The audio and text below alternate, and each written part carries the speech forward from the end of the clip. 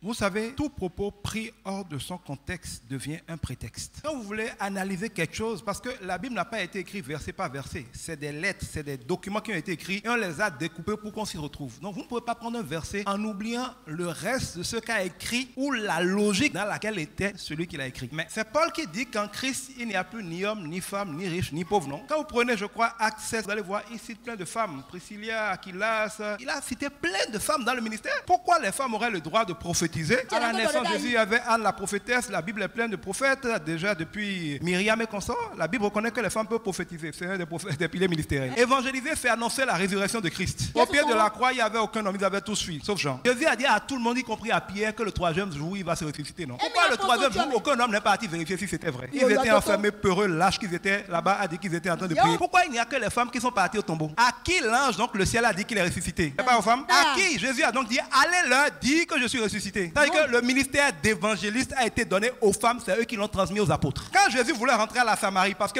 les Samaritains sont des frères ennemis des Juifs, il est parti avec les hommes. Parce que les gens n'ont pas bien reçu, qu'est-ce que les hommes ont dit? Ils ont dit à Jésus de faire descendre le feu sur eux tous pour les tuer. Jésus dit, vous ne savez pas de quel esprit mauvais vous êtes animés. Après, Jésus les envoie acheter à manger. Et il va voir une femme, une prostituée de son état. Il la convainc tout son cœur. Cette femme-là part et va annoncer aux Samaritains qu'elle a rencontré le Messie. Toute la Samarie a été gagnée. Qui a gagné la Samarie? De son vivant et après sa mort, il a choisi de donner les missions les plus capitales, les plus décisives, les plus efficaces de l'évangélisation aux femmes. Parce que les femmes bavardent beaucoup. Quand une femme a quelque chose dans son cœur, elle ne peut pas se taire, elle va parler. Les hommes peuvent se taire. Donc Jésus a besoin pour l'évangile des gens qui, quand ils sont contents, disent voici, viens voir. Jésus, c'est lui qui nous a créé. Une famille, même si le père est milliardaire à tout, quand il n'y a pas de mère dans une maison, il n'y a pas de joie. La vie, on appelle femme, je dis, dans Genèse, la porteuse de la vie. La vie, la douceur de la vie est une onction qui n'a été donnée qu'aux femmes. L'église ne va jamais porter des fruits s'il n'y a que des hommes, parce qu'il faut la jonction de l'homme et de la femme pour porter du fruit. Dans votre Bible, il n'est pas écrit qu'en ce temps-là, l'Esprit viendra et que ses servantes et ses serviteurs prophétiseront. Mais ce n'est pas dans votre Bible à vous. Il n'est pas écrit dans votre parole de Dieu à vous que à ma parole, une armée de messagères de bonnes nouvelles se lèveront. Ou bien ce n'est pas dans votre Bible. Le chef suprême de la foi chez les Juifs, on appelait ça les juges. Mais une femme a été juge, non? Déborah n'a pas été juge. On n'a pas commandé Barak, le grand général, ne pouvait pas aller à la guerre sans Déborah. Et le combat que Déborah a déclenché, que Barak l'a suivi là, qui l'a terminé, qui a tué l'ennemi. C'est pas encore Yaël, une femme. Il y a des missions en Dieu qui sont des missions pour les femmes et que les femmes sont toujours mieux que les hommes. Maintenant, pourquoi les gens disent que les femmes ne peuvent pas enseigner, que Paul a dit ça? Quel est le contexte? Les Juifs étaient très légalistes et étaient très misogynes, comme les Africains. Dans leur temps, les femmes étaient séparées, les hommes étaient séparés et il n'était pas admis que les femmes s'approchent des hommes, même à plus forte raison d'un homme de Dieu. Jésus est donc venu par sa vie établir une révolution, pas celle du féminisme, parce que le féminisme c'est la rébellion des femmes comme les hommes contre les hommes, mais celle de